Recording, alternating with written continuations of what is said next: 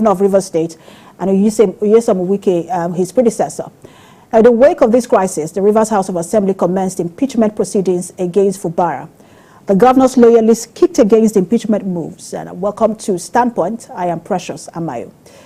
After 27 lawmakers defected from the People's Democratic Party, PDP, to the All Progressives Congress, APC, subsequently, Edison Ehie, factional speaker of the Rivers Assembly, declared the seats of the lawmakers who defected vacant. However, following President Tinubu's intervention on Monday, Governor Fubara and Omokri agreed to end the feud between them in the 8-point resolution signed by the governor, the FCT minister, and other Rivers stakeholders. It was agreed that all impeachment proceedings against the governor should be dropped immediately. They also agreed that Martin and Amewule should be recognized as speakers, while the 27 lawmakers who defected should be taken back as members of the assembly.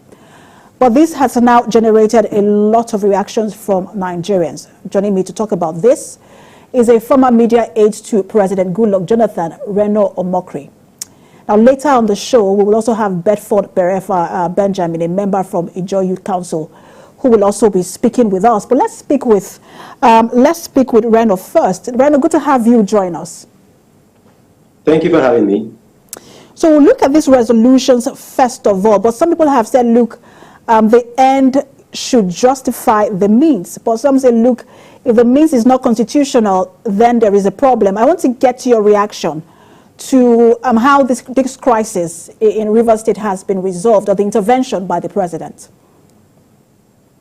Well, if you look at what's been said in the media, a lot of people have been putting some blame on the National Security Advisor, and that's because Nigerians, by and large, don't understand the role of a National Security Advisor because of our long years of very harsh military rule. And even when we got into democracy, we've had former President Olusegun Obasanjo and Buhari, who have a military background. The job of a National Security Advisor is not to react to security threats. It's actually to be proactive and to prevent them from happening. And if you look at Nigeria's history, with the Niger Delta, when you had militancy, it actually almost collapsed our economy. And the militancy in the Niger Delta began in Rivers State and then also went into Bayelsa State. So when you have a crisis of that nature in a state like Rivers State, you want to be very careful. So you want to do everything that you can to bring peace. And that's why they got the people together and they made some gestures to bring about peace. If you see in the United States, that's the same with the National Security Advisor. It is not just a military position, it's actually a military and a political position. Now, having said that, let's go into the nitty-gritty of the agreement.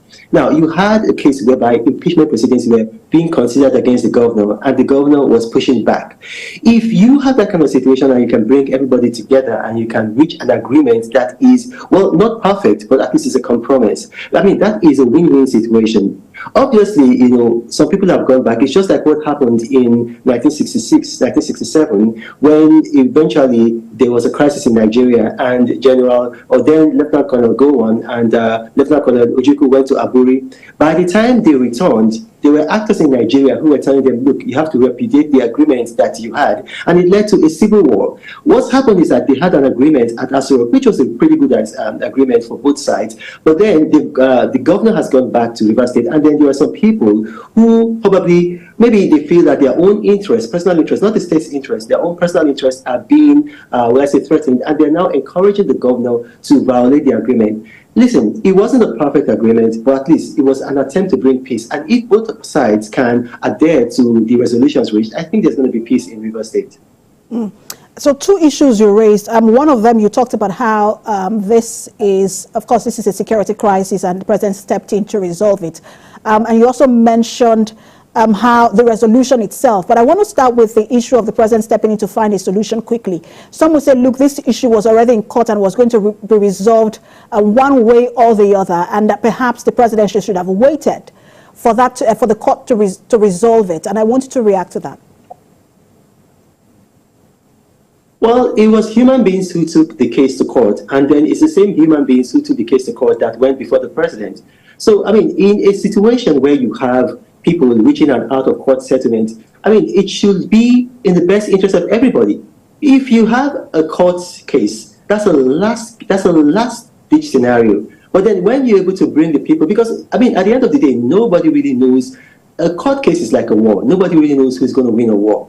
So what the president did and what his national security advisor did by bringing the dramatic personnel together to try to reach an out-of-court settlement, I think it's quite good. It's happened in the United Kingdom. It's happened in the United States. Where you bring people together, not just even within the United States, even when you have countries in the Middle East. For example, President Carter, he was able to get President Anwar Sadat of Egypt, and then with the Israeli Prime Minister together at the Camp David Accord, and they reached an agreement, and that agreement ended the state of war between Egypt and Israel. So we have precedent for that, both in international politics and then intra-national politics and then in domestic politics. So people who are having that kind of thought, again, like I said, some people, you got to understand, Rivers State is a pretty unique state. It's not like a states in, let's say, the Southwest.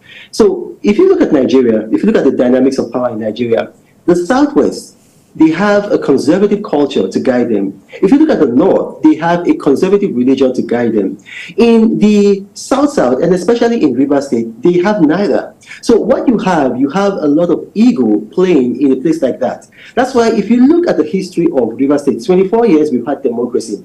Not one governor has been in good relations with his preceding governor. So you had, first of all, you had Mr. Peter Orderly, and then he handed over to Omehia, who was removed, and then you had Amechi. Amechi wasn't on good terms with Peter Orderly. Amechi left and was succeeded by Nyesom Wike. Nyesom Wike wasn't on good terms with Amechi. And then now you got Simi Fubara. Obviously, the same thing is happening. So the best predictor of future behavior is past behavior. If you see what's been happening in Rivers State and you are a prudent president, you don't want a repeat of that, it's best for you to bring people and say, okay, yes, I know this case is in court, but can you agree to this? Can you agree to that? And you get a middle ground. And you raised very interesting points about, the history of governance in Rivers, and I'll get to that shortly because some people think, look, that is at the heart of this very issue.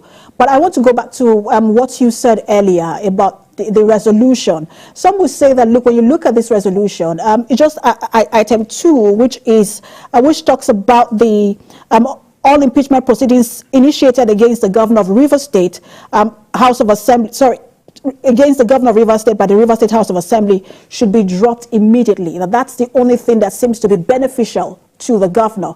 For you, when you look at this resolution, is it a win-win situation for all parties?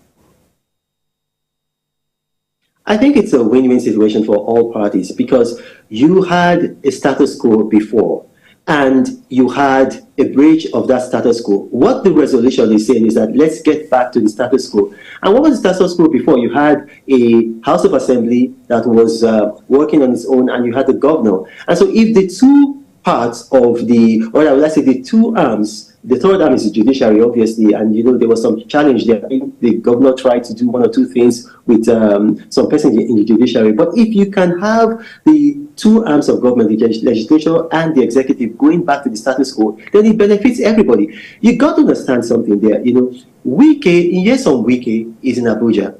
Nyesom Wike, right now, yeah, he might be pulling the strings, but at the end of the day, the governor is in charge in his state.